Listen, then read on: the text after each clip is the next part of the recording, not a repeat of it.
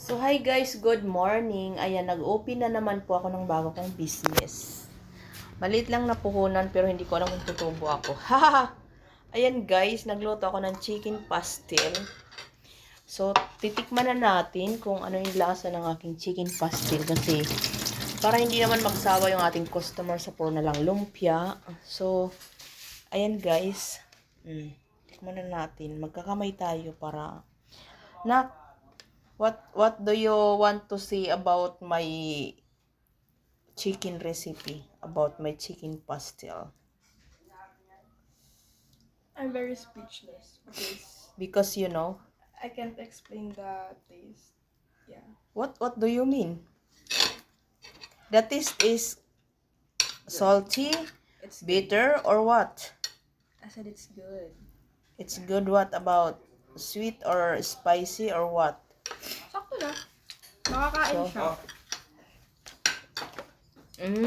Sarap. Para siyang ano guys? Shrimp. Para siyang hipon, shrimp crabs like that.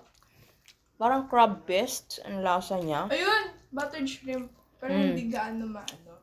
Ayun, chicken. Hindi matamis. Hindi siya matamis. So, nagustuhan niya kasi. Parang, nag-speechless talaga ako. Ang sarap nga. Umupo ka. It's so very delicious. Ang salita ka no? It's so very delicious.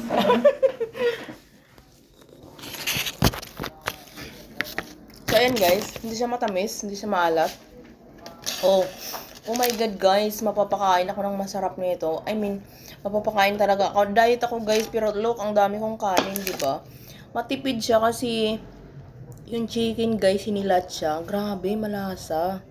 So guys, sa mga customer ko dyan, nag-aabang na yung labahan ko sa likod. Lock. Yan. Every weekend kami nagkikita ng lab ko. Labahan. Grabe. Yung lasa ng chicken, parang siyang crab paste.